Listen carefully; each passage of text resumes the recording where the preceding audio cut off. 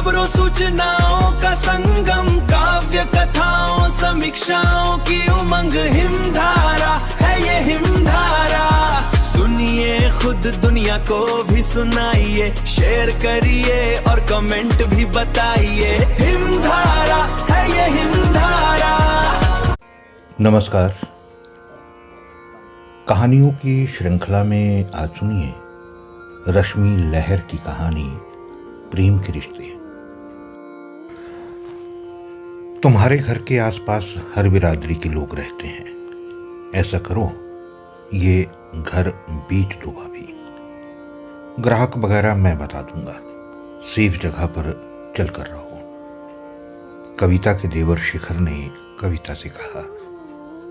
कविता सहसा चौंक पड़ी। उसकी आंखों के सामने उसके पड़ोसियों का चेहरा तैरने लगा। कैसे कोरोना काल में रूबीना आपा दिन रात उसका ख्याल रखती थी। सुखविंदर दीदी ने तो घर आना ही नहीं छोड़ा। कुंडू दादा तो देवता बनकर खड़े हो गए थे। कविता के पति संवेद का हाथ पकड़कर कहते थे, हिम्मत रख बेटा, ऊपर वाला सब ठीक करेगा। उसको याद आया कि कैसे शिखर ने झगड़ा करके उन चारों को घर से निकल जाने के लिए कहा था और अपने लखनऊ की यादगार टीले वाली मस्जिद के पास बैठकर वो दोनों पति पत्नी रोने लगे थे कि अचानक कुंडू दादा आ गए थे। कुछ नहीं पूछा था उन्होंने, बस कहा था, मुझे अपना बाप समझो बेटा। और संवेद वो उनके गले लगकर रो पड़ा था। मौन ने मौन का सारा दर्द समझ लिया था। पूरे 10 साल से कविता इस मोहल्ले में रह रही है। किसी ने उसके पूरे परिवार से अतीत का कभी जिक्र नहीं किया। सब बहुत भले लोग हैं। पता ही नहीं चलने देते कि होली है या ईद, नवदुर्गा है या ईस्टर है। हर समय सब साथ रहते। कुंडू दादा का छोटा सा परिवार उसको कब अपना लगने लगा था वो जान ही नहीं पाई थी। अपने देवर देवरानी को और उनके दिए असीम कष्टों को वो जैसे भूल गई थी। कि सोच में उलझ गई भाभी। ये समय शोक मनाने का नहीं, निर्णय लेने का है। दादा को गुजरे 3 दिन हो गए हैं। जल्दी बताइए। कल सुबह मुझे देहरादून के लिए निकलना है। वहां आपकी देवरानी अकेली है। उससे पहले ही मैं एजेंट से बात कर लेता हूँ, शिखर ने जोर देते हुए कहा। शिखर भैया, मेघना की इंटर की फीस नहीं जमा है। काजल और नूपुर की 10वीं की फीस नहीं जमा। पूंजी सब निकल गई। मुझे अभी इन बच्चों की पढ़ाई की चिंता है। यदि आप पहले फीस की व्यवस्था कर देते तो। कहते कहते कविता की आंखें भर आई। भाभी, अभी थोड़ी तंगी चल रही है। आपको तो पता है डीपीएस की फीस बहुत है। कुलीन का 3रा क्लास है। अगले वर्ष मैं सारी व्यवस्था कर दूंगा। मुझे थोड़ा समय दीजिए। इस बार काफी खर्च हो गया। कहते कहते शिखर की नजरें बेटियों पर टिक गई। यूं भी ये लोग 1 साल बाद परीक्षा देंगी तो अच्छे नंबर भी आएंगे। इन सबको इस साल घर पर रहकर संभालने दीजिए। कहकर शिखर कुटिलता से मुस्कुराया। कविता अपमान से भर गई। कविता को याद आया कि उसके ससुराल में संवेद और शिखर यही 2 लोग थे। उसकी शादी वाले साल ही तो शिखर जर्मनी से पढ़कर लौटा था। शिखर संवेद से उम्र में करीब 15 साल छोटा था। संवेद ने लखनऊ में ही रहकर पढ़ाई करी थी। संवेद ने ही शिखर की शादी करवाई। पिताजी रिटायर हो चुके थे, प्राइवेट नौकरी में थे, इसलिए ज़्यादा फंड नहीं था। संवेद ने अपने माता पिता की सेवा की। उनकी मृत्यु पर सब संभाला, पर धीरे धीरे दिल के रिश्तों में दिमाग ने पूरी जगह बना ली। और आज उसने एक लंबी सांस ली और शिखर से कहा, आप अपना जीवन देखिए भैया, यहाँ सब हो जाएगा। आगे वो कुछ कहती इससे पहले ही रूबीना आपा घर आ गई और बिना किसी भूमिका के बच्चों से बोली, चलो कल से स्कूल की तैयारी करो। 1 महीने बाद फाइनल इम्तिहान है तुम सबके। अरे आपा, परीक्षा अगले वर्ष दे देंगे ये लोग। कहकर कविता ने जैसे अपने समय की विषमता को स्वीकार कर लिया।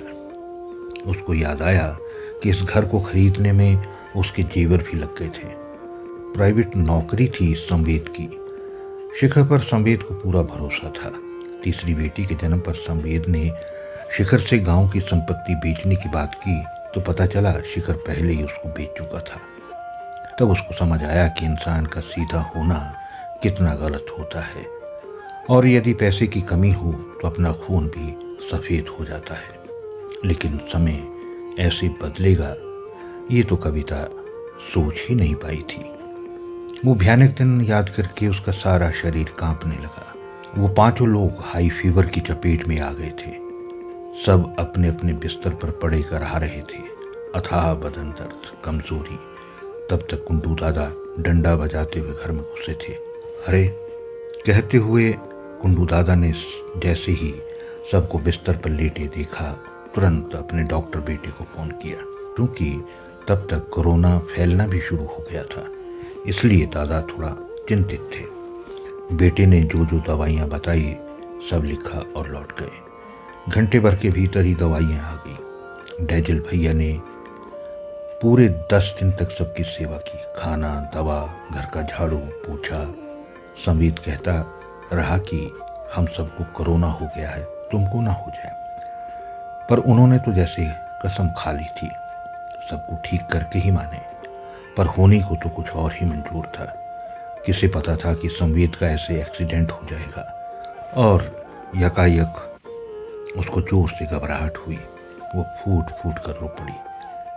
अरे ना मेरी बच्ची, कहकर रुबीना आपा ने उसे चिपका लिया और बोली, तीनों की फीस मैं जमा करके आई हूँ। बच्चों का एक एक दिन बहुत कीमती है। तीनों टॉपर बच्चियाँ हैं, उन पर ध्यान दो। और हाँ, बगल वाले घन्नू का रिक्शा भी बन गया है, ये लोग उसी से चली जाएंगी। कहकर रवीना आपा ने उन बच्चों को भी चिपका लिया। तीनों बच्चे चीख चीख कर रोने लगे। आपा, हमें कहीं नहीं जाना है, हमें यहीं रहना है। तब तक कुंडू दादा खाना लेकर भीतर आ गए। खाने की खुशबू से घर भर गया था। कटहल की सब्जी, भरवा, करेला, वेज बिरयानी। बच्चे सारा दुख भूलकर खाने की ओर देखने लगे। तुम लोग सुबह से ही भूखे हैं, चलो अब खाना खाओ। और हाँ कविता बिटिया, कल मोड़ वाले घर से परमजीत के तीनों बच्चे आएंगे, उनको तुम थोड़ा पढ़ा देना। है तो कक्षा 1 और 2 में, पर वो तो दुकान चला जाता है, घर में कोई ध्यान नहीं देता है। उचित ट्यूशन फीस भी देगा वो। कहकर दादा बाहर निकल गए। जिंदगी की न टूटे लड़ी गाते हुए सुखविंदर दीदी घर में घुसी और कंघा उठाकर कविता की चोटी बनाने लगी। घर का माहौल एकदम से बदल गया। तब तक शिखर बोल पड़ा, मैं चलता हूँ भाभी, और बिना उत्तर की प्रतीक्षा किए बाहर निकल गया।